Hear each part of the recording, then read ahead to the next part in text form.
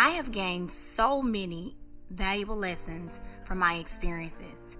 In writing Things I Wish I Knew, Letters to My Little Sisters is a collection of heartfelt conversations with young girls and young adults all over the world, helping them to be prepared for things ahead.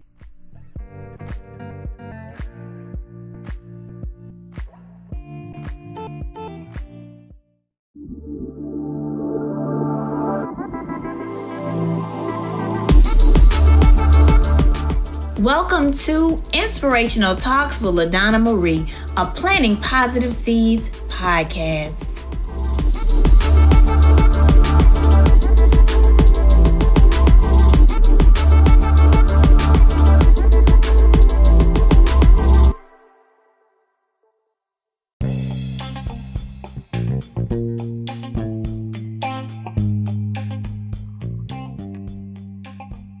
Good evening, everyone. Welcome to Inspirational Talks with LaDonna Marie. You are listening to the co-host, Jade. Tonight, we have Chef Donald Smith. I'm super excited to interview him. He is a New Orleans native, and he's been cooking for 30 years, and he is currently an author of 3 books, 2 published chef books, cookbooks, and 1 coloring book. So I'm super excited to hear more about that. Welcome to the show, Donald Smith. Hey, how you doing, ma'am? What's going on tonight? Man, I'm doing pretty good. I'm so excited to hear more about your journey and what you do. So let's start off with you telling us a little bit more about yourself and your career. Okay, again, like I said, my name is Chef Donald Smith. I'm a native of New Orleans. I go by Chef D, New Orleans Underground Chef. I've been cooking for 30 plus years. I'm a restaurateur. I have 3 books, like you said, 2 which is just published cookbooks of different recipes, memoirs about myself. One of them is with 3 of my other co-partners here in the culinary world. We've done a collaboration cookbook. And I also have a coloring kids book, activity book that has recipes, activities that you could do with your parents. And it's just it's a great book for the kids, to get the kids involved in the kitchen. Also, I have a restaurant. I have 2 restaurants here in, actually I'm not in New Orleans right now, I'm in Arkansas. So I have 2 restaurants here in Pocahontas, Arkansas. One is a small grab-and-go cafe where you can come in and get healthy meals such as salads, soups, some wraps, sandwiches. We also prepare some hot meals also daily for lunch. And then also I have I'm gonna call it a fine dining restaurant inside of the country club here in Pocahontas. So I've been here in Pocahontas 3 years. I'm off and on. I do a lot of traveling chef work. I'm in the game. Like you said, I've been in this game for a minute. So I travel. I do weddings here. I do bar mitzvahs. I do just about anything. Like I say, I've been in this culinary game for a while. I worked for a while for Airmark Corporation, where I ran 6 cafes. Airmark has different entities. It's sports and entertainment, it's fine dining, and it's business services, and it's sports service. And for Airmark, I work in all 4 of those different services. I work for the San Jose Sharks. I done a little work for the New Orleans Saints. I work for the president of Intel Corporation. I know you see that all the time at the end of most of the commercials. It said the processor is from Intel Corporation. All of your iPhones, all of these have this. So I work closely with the president of that company. I fed them breakfast and lunch on a daily basis for 3 years. I've done some stuff. I was also, I'm still currently the private chef for, how to say this, the second preside bishop of the Church of God in Christ International, Bishop Jerry Mack. So I do different stuff for him. I work closely with him for like 10 years. But now I just go back if he really need me. I pass the torch on to someone else. But if Bishop need me, I go back and I do stuff for, his big guest that comes in town. I cook for the Clark sisters. I cook for Bishop Paul S. Martin, BB&CC Whining. I mean, the list can go on and on. But I'm just glad for this platform, for Miss LaDonna, for Swagger Magazine, just for this interview.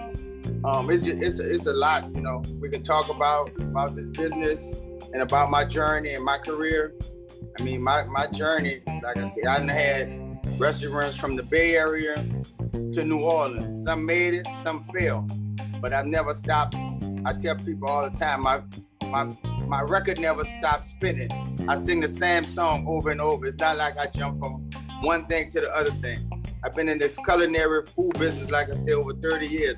So I haven't changed the game. When I feel as though this restaurant has stopped doing what it's doing, go to selling cars. I don't do that. I mean, I take the good with the bad, the struggles and everything. I mean, I've been in it. I done had some downfalls where, I wanted to give it up and stop cooking and go doing something else. But it's just not in me. Cooking is, and I used to say cooking was my passion, but my therapist said cooking is not my passion. Cooking is just something that I love to do. And this is a God-given creative thing that I do. I mean, I can take something and just put a meal together without even looking at a recipe. Yeah, I still use some recipes and I try to twerk this, but this is a gift. I went back to culinary school late in my 20s. Like in my mid-20s, I went back to culinary school when I figured out this is what I wanted to do. I had worked for a friend of mine that had her own restaurant. I stopped working there and went to the Hilton. And when I got to the Hilton Corporation, us as African Americans don't take on a lot of opportunities. And when I found out that the opportunity that the Hilton paid for you to go to school, I jumped on that bus and I went back to culinary school. And the Hilton paid for me to get an associate degree in culinary arts. And I mean, I just been striving since. Like I said, I have felt numerous times, but they say you fall 10 times, you get up on 11 times. But I just keep on pushing it. And I mean, there's some stuff. I'm working on another kid's book right now.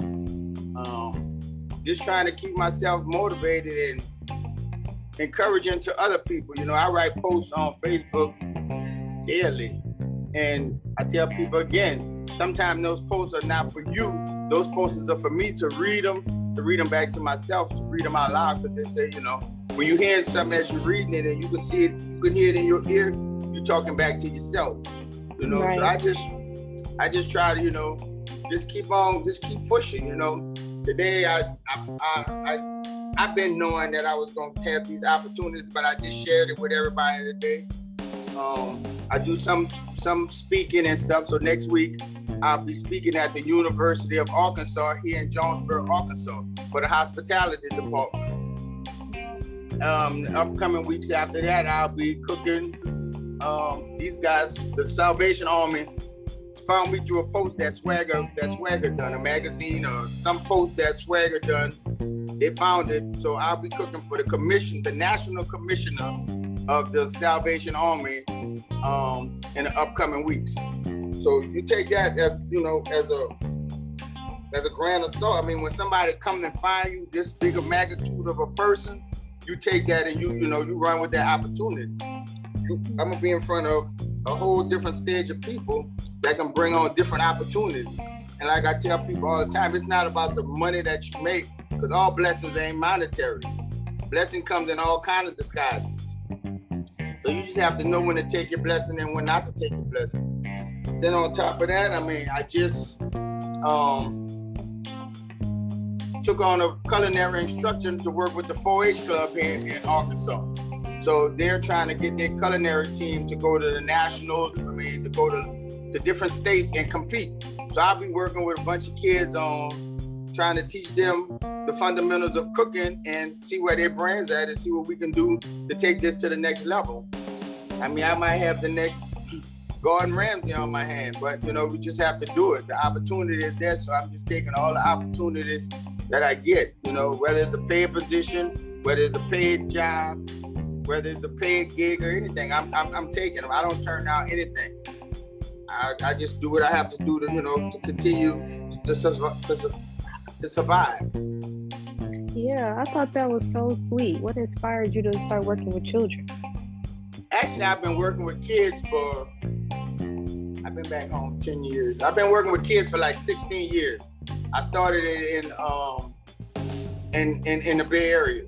I was going to at church one day and we started this program and we started working with the kids. So I started a cooking program at the church called Cooking for Life.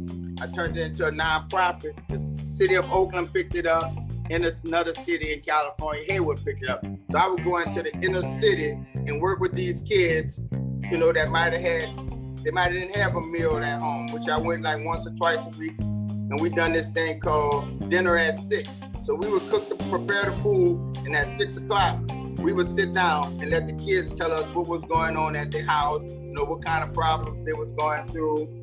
You know, I can remember one kid, 2 kids, these kids, you know, it was a brother and a sister. One of the brothers had just got shot. This young lady had just had a baby at 14. The other little brother was out in the world gang banging. And, you know, this place was a safe haven for them. So we are the village. People always talk about it take a village to raise a child. We have to take back the village to raise this child, to raise any child. I don't turn down no kid for no reason, no nothing. We have to take it back. We are the village. The kids that's coming up now, they're not my kids, they're my kids. So I tell people all the time, me as an adult, as this grandparent now, great grandparent that I am, we dropped the ball when we were coming up. So it's time for us to pick back up the ball and take our kids back, take the village back. It's not everybody always says crime. It's crime. Crime starts at home. Crime don't start in the streets. So when we can't be our kids' friends. We can't be our kids. We have to be our kids' parents. Yeah, you can be their friend, but you still have to be their parent on top of that. It's just a lot, and you know they're always trying to narrow it down with, oh, it's murder in Chicago. It's just murder in New Orleans. Yeah, New Orleans right now is the murder capital of the world. But it's not because statistics has made it murder capital of the world. Just the kids are out of control, but they're not just out of control in New Orleans. They're out of control everywhere. And I don't know what it is that we have to do, and they try to blame it on this one and blame it on that one. But you can't just blame it on everybody. I don't know, these kids are a different set of kids than what we was. Yeah. I mean, these kids are totally different from when we were coming up, you know? Like I was telling one of the little kids, we will fight, but we'll fight today, and tomorrow we'll be back friends. Yeah. You might have one that want to come and pull a gun or pull a knife, but when we were coming up, you didn't have a lot of murders, or your friend would get murdered, unless it was some off the wall, something went on, they got killed in a car accident. But as far as murder, killing with guns, we didn't have a lot of guns play with when I was coming up. But you know, the kids motivate me. Kids motivate me to do more. I can take a kid and work with a kid. Like I have a young kid right now, 14 years old. I just sent him a message the other day how he inspires me to want to come and work how I work. Because you're 14, you don't have to be here working. You got the mentality of a grown person, I would say. You come to work at 14 and you here, you do what you got to do. You go to school, you go to basketball practice, you go to football practice when you have, but you still come to this little job 4 or 5 hours. That's inspiring to me. So if a kid could inspire you to do better, you should be able to want to work with those kids to inspire them and make them want to do better. Yeah, that's good. That's good. Can we talk about your children's coloring book? Oh yeah. Mm-hmm. This was an idea that I came up with, and then like I said, it's got some activities in here. It's got recipes. It's got coloring. You can take this book, like some of them you might can do yourself, but some of them are for the parents to interact with you and do that recipe with you. You can do something. Most of them they can probably do by themselves. But in some of them in here, it calls for the parent to interact with them. And all of these books are on my website. I mean, they're all out here. Like I said, I'm working on another cookbook now, another cookbook for the kids. It would just be strictly a cookbook. It probably won't have any activities in it. And it'd just be about a young kid, myself, it'd be by myself, but it'd be as a young kid coming up in the hood.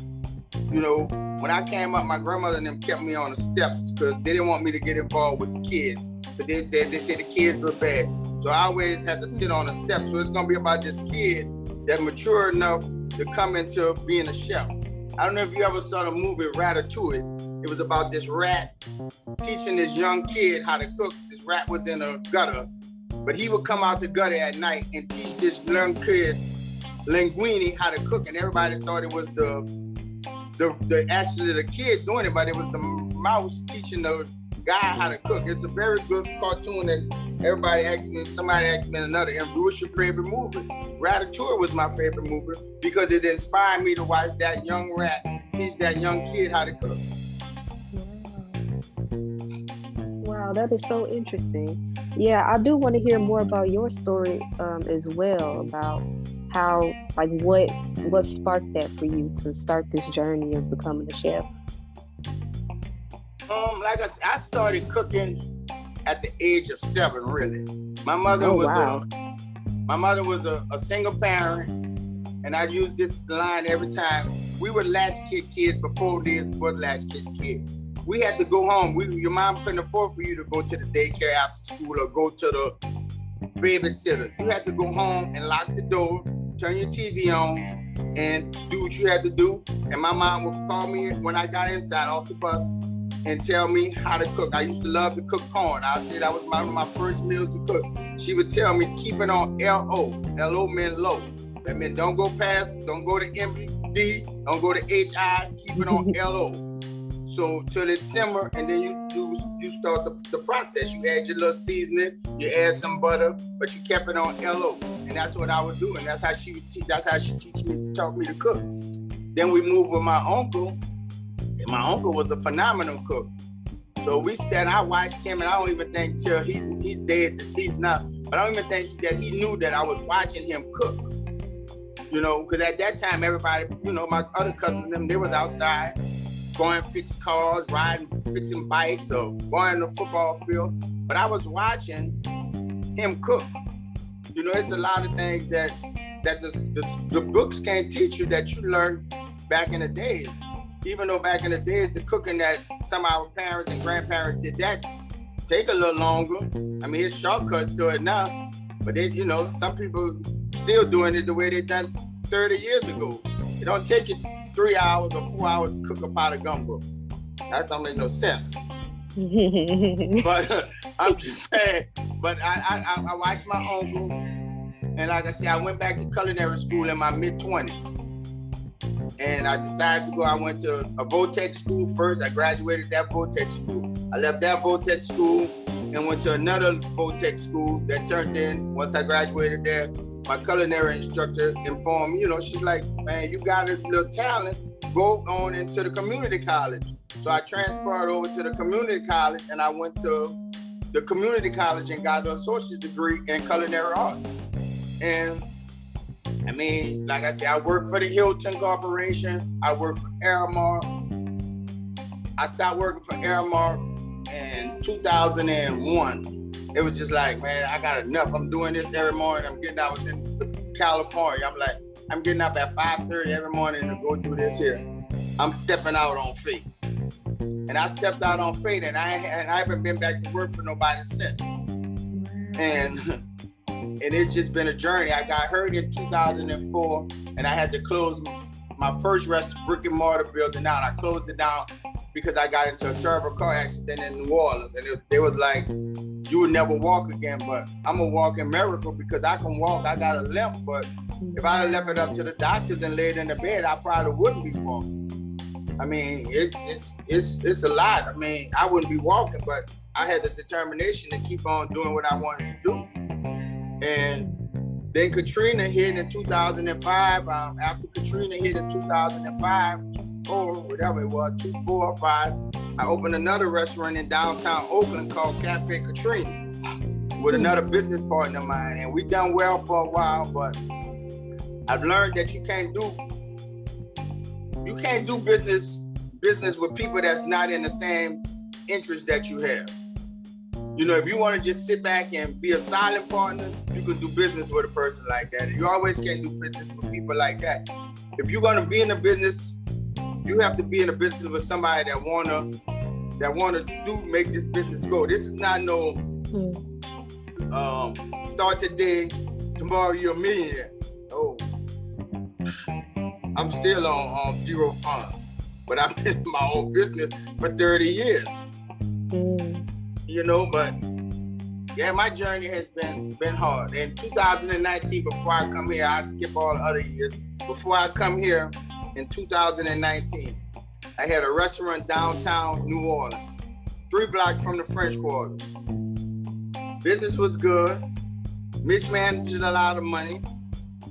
Floods came, I flooded out like 3 times in 1 year. I'm like, September of 2019, I'm just like, God, what did you want me to do? I'm like, I'm done. Yeah. I'm done. I shut that down. I didn't know where I was going. When I tell you I was completely at rock bottom, zero, I was sleeping on the restaurant floor because my pride was just that hard. I didn't want to go to my daughter's house where I knew I could have went. I had just lost the apartment with a fiance of mine. We lost the house. So I could have went to my daughter's house. I didn't do that because my pride was too strong. And when I decided to do that, that's when I closed the restaurant down. I'm like, I gotta get out of here. So I didn't know, I started looking, I'm like, what am I gonna do now? I started to take on a traveling chef job. I said, no, I couldn't get that together. So my culinary instructor, who I was talking about earlier, she posted something about a job in Pocahontas, Arkansas. I have never heard of this place before in my life. So it was like, if you can get out here and interview with us, we'll see what we can do. So all right, that day I told my moms, I'm like, they say if I can get out there, you know, I can try it out and see. I couldn't get on I couldn't get a plane ticket because a plane don't come here to Pocahontas. It goes to Memphis. I couldn't find a rental car. The train, I couldn't get on the train. So my next thing was, how am I gonna get here? I had to be here like that Monday. Like, how am I gonna get here? Because I couldn't get a rental car to drive because it was, I don't know, something was going on in New Orleans. You couldn't get a rental car. Or I didn't have the money probably. So I got on the bus. The bus was a 10-hour ride. I had to get on the bus, get off in Baton Rouge, then get to Memphis. When I got to Memphis, I got a few dollars in my pocket for traveling funds. Somebody had gave me just for traveling. So I get to Memphis. I don't know where I'm going. So when I call Uber to pick me up, the first Uber driver was like, man, it's an hour and a half drive. I don't want to go. So he put me out his car. The next guy got in. He's like, man, I'll take it. I said, man, I'm trying to get this job. He said, I'll drive you.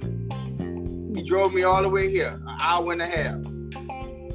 I came, I done the interview. I met with the board of directors, a couple of them, and they're like, Chef, if you want it, you got it. This is like October the 20th or something like that. So I said, okay, y'all want it. So they said, if you can be back here for November the 1st, you got it. I was back here the weekend before November the 1st. I got here like on Halloween night, on the 30th Halloween night, somewhere over there. And I've been here ever since. I mean, it's been a blessing to me to be here. It's not where I want to be because I love New Orleans. I love my city. I love the culture. Whenever I can get back home, I'm there.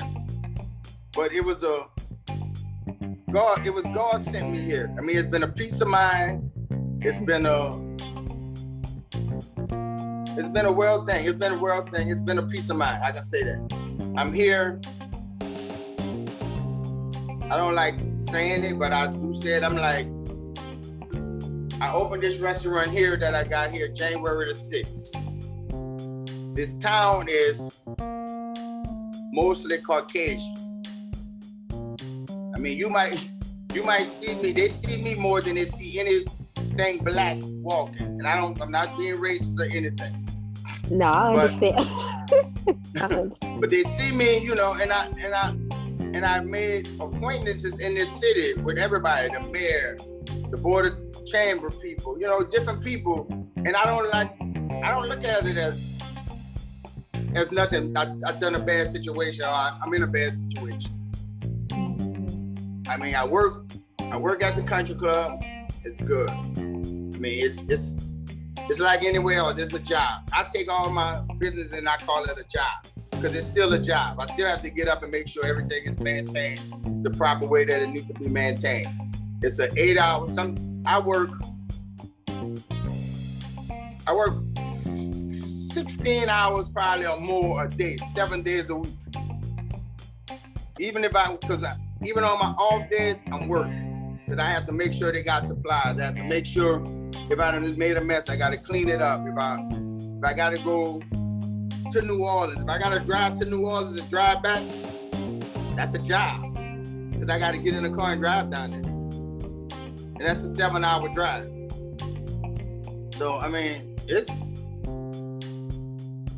I don't complain about very much of nothing. I try to take everything and keep it pushing. I've been going to counseling for the past, I'm gonna say like year and a half. I go see a therapist. Most people not gonna outlet say that they see a therapist because they want you. We was always taught that when you go to the therapist, you crazy. No, you're not. A therapist is an outlet where you can go to and express yourself and give it out and tell that person on how you feel. You don't know, because you don't know if that person is gonna go pillow talking to their husband or their wife. You're not worrying about that. But if you have to talk to one of your friends, you're skeptical about telling them what's going on in your life because you're too scared they're gonna go back and tell somebody else on what you done told them. And then, now you embarrassed because they done told what you was going through. And I mean, it's therapy is good. I'll tell anybody, if you think you need it, you need to go to therapy. Therapy is 100. That's definitely very interesting. When was the moment that you realized, okay, I need a therapist? Like I said, like a year and a half ago. And it was just like, even I'm at peace here in this place, but I'm still fighting with a lot of stuff in my brains. Gotcha. Okay. You see what I'm saying? So it's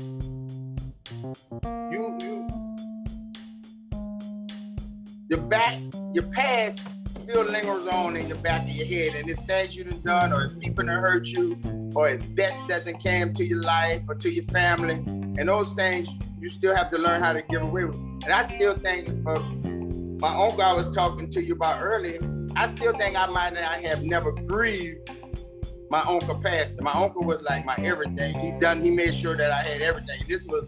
My uncle died in 1989. But he made sure that I had everything that I needed.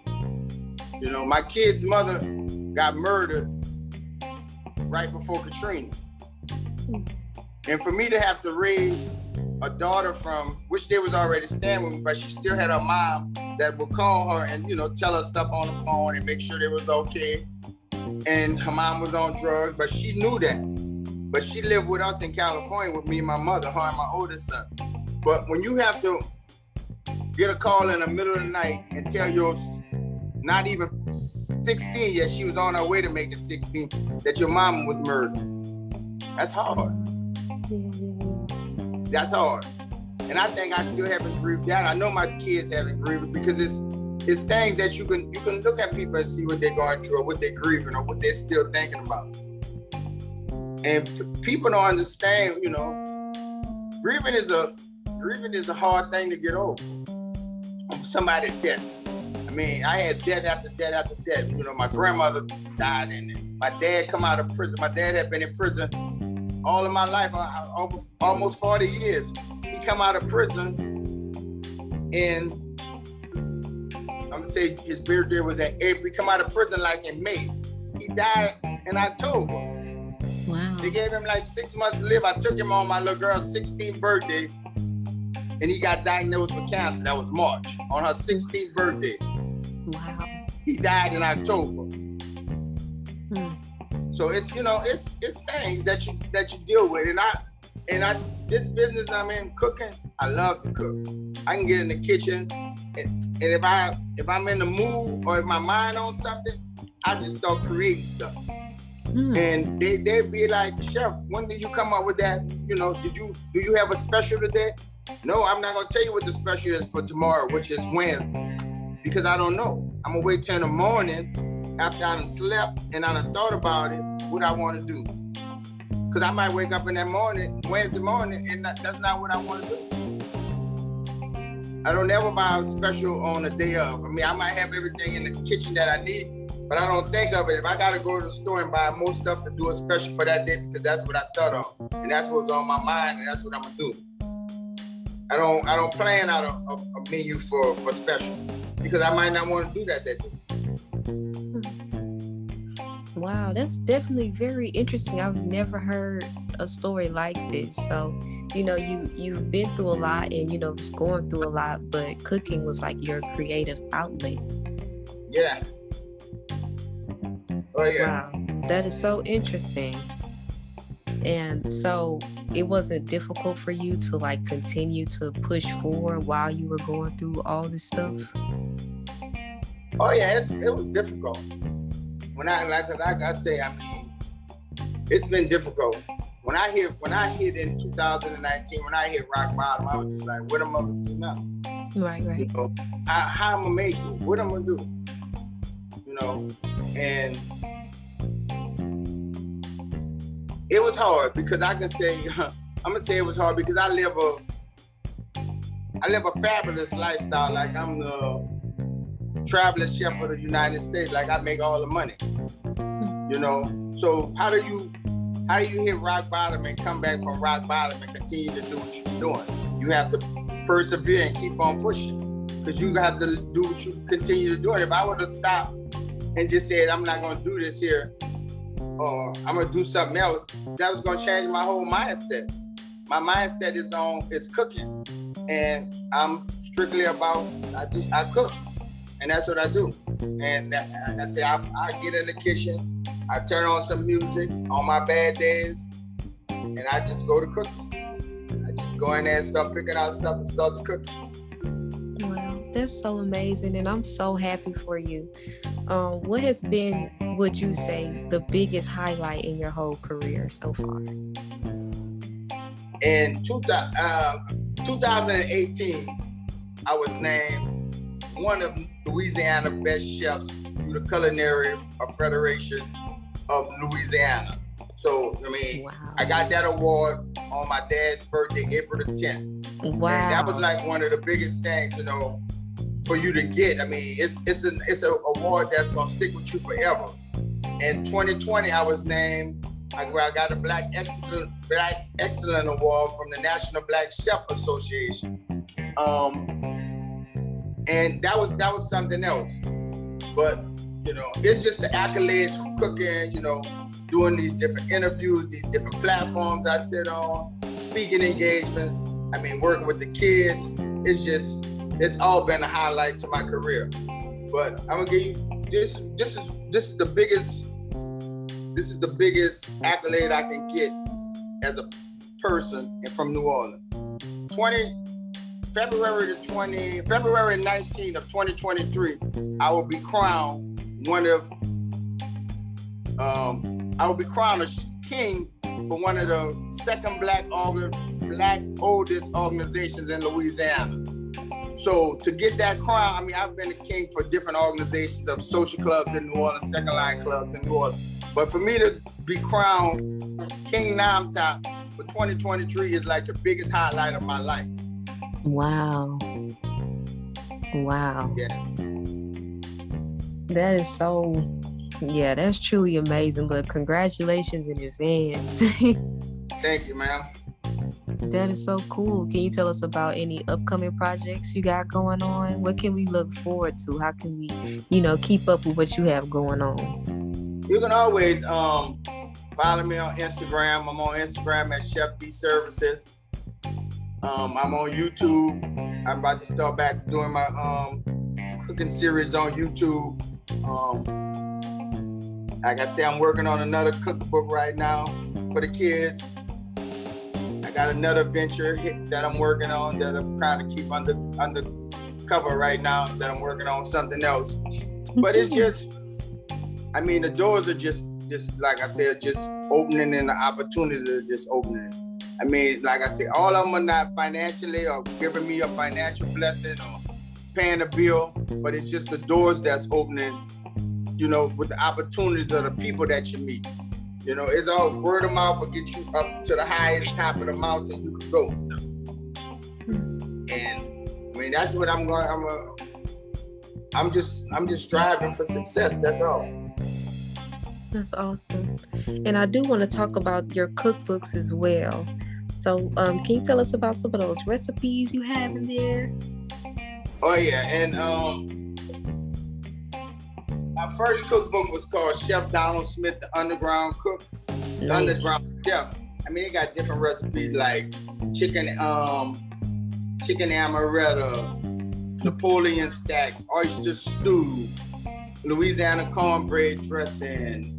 I mean, it just got steak Adonis, shrimp and chicken penne, Crescent City catfish. I mean, it just got numerous of recipes in there.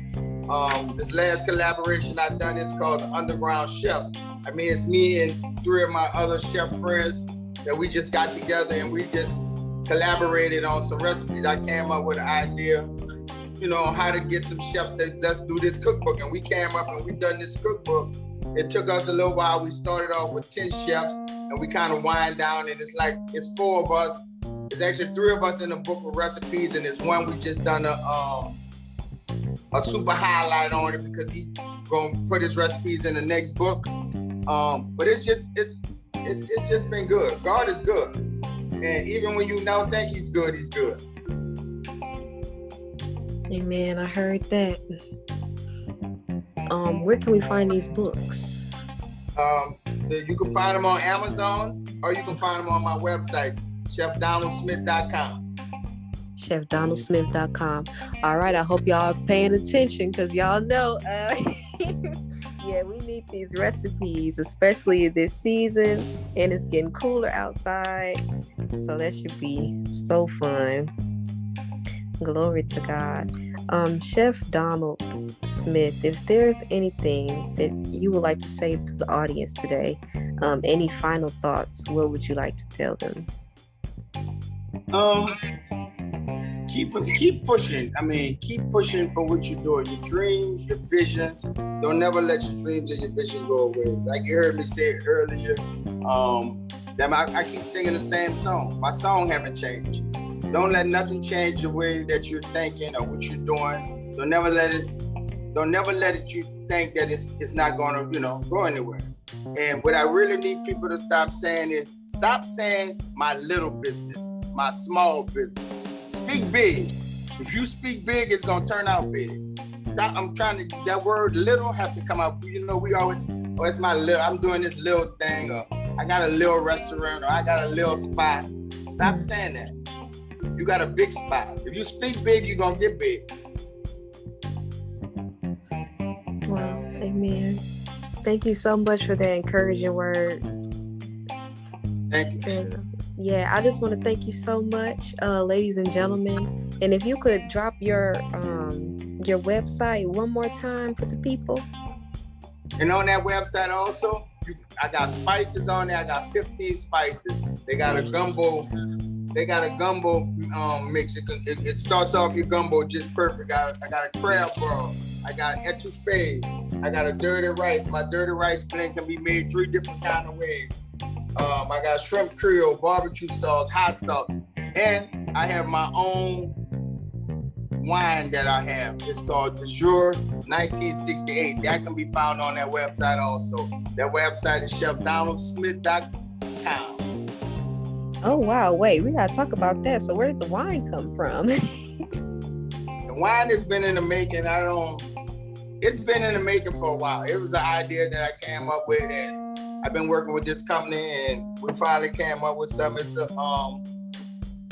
a sparkling Moscato wine, and yeah, it's good. Okay. All right. Well, thank you so much, Chef Donald Smith. It was such a pleasure to have you on the show this evening. Thank you. Thank you for having me. And thank you all for listening, and be sure to catch us next time on Inspirational Talks with LaDonna Marie. It has been your co-host, Jade.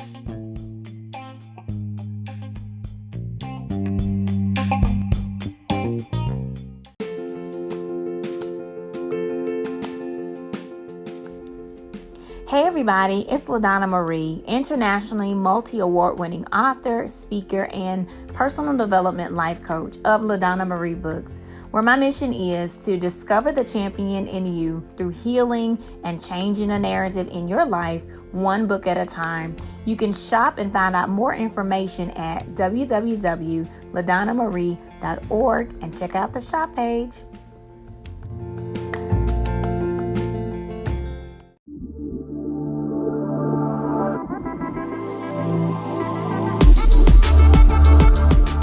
This has been another purpose-packed episode of Inspirational Talks with LaDonna Marie, a Planting Positive Seeds podcast. Please remember to like, share, and tell your friends about the podcast. Stay tuned for many more Inspirational Talks with LaDonna Marie.